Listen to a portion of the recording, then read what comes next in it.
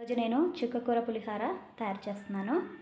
కావలసినవి white rice, పల్లీలు, పచ్చిమిర్చి, జీడిపప్పు, ఎండుమిర్చి, కరివేపాకు, తాలింపు గింజలు, చుక్కకూర పులిహోర తయారు చేస్తాను. ఆయిల్ తీసుకొని దీంట్లో పచ్చిమిర్చి, ఎండుమిర్చి వేసి పచ్చిమిర్చి ఎండుమిర్చి వేసి వేయించుకోవాలి. పల్లీలు వేసి వేయించుకోవాలి.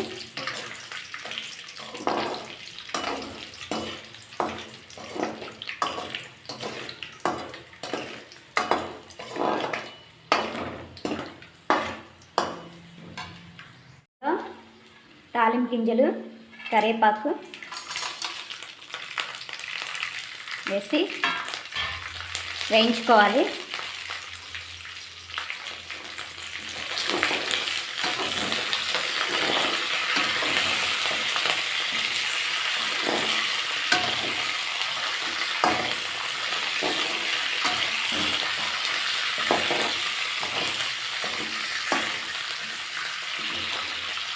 దీంట్లో జీడిపప్పు యాడ్ చేసుకోవాలి. కొంచెం పసుపు యాడ్ చేసుకోవాలి. ఉప్పు పక్కకు తీసుకొని ఇప్పుడు దీంట్లో 2 పచ్చిమిర్చి, కడిగి పెట్టుకున్న చుక్కకూర వేసి ఉడికించుకోవాలి.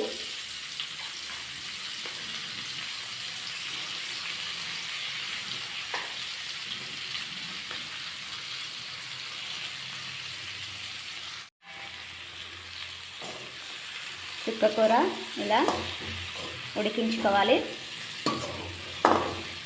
దీనిలో వాటర్ పోయే అవసరం లేదు, చుక్కకూర మగ్గుతుంది.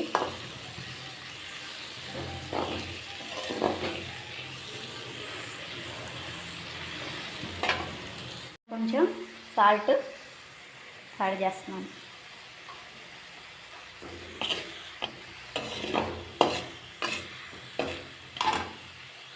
రైస్ తీసుకొని బాండీలోకి పోపు యాడ్ చేసుకోవాలి. అలాగే మనం రెడీ చేసుకున్న చుక్కకూరని యాడ్ చేసుకోవాలి. 2 కలుపుకోవాలి. ఇలా కలుపుకోవాలి.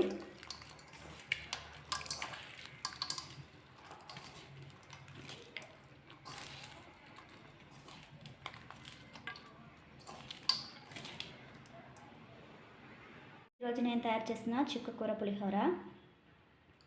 ఇది బ్రేక్ఫాస్ట్గా చేసుకోవచ్చు, అలాగే లంచ్ బాక్స్లో కూడా చేసుకోవచ్చు.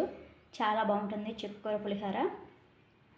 ఈ వీడియో కనుక మీకు నచ్చితే లైక్ చేయండి, నా ఛానల్ని సబ్స్క్రైబ్ చేయండి. Thanks for watching.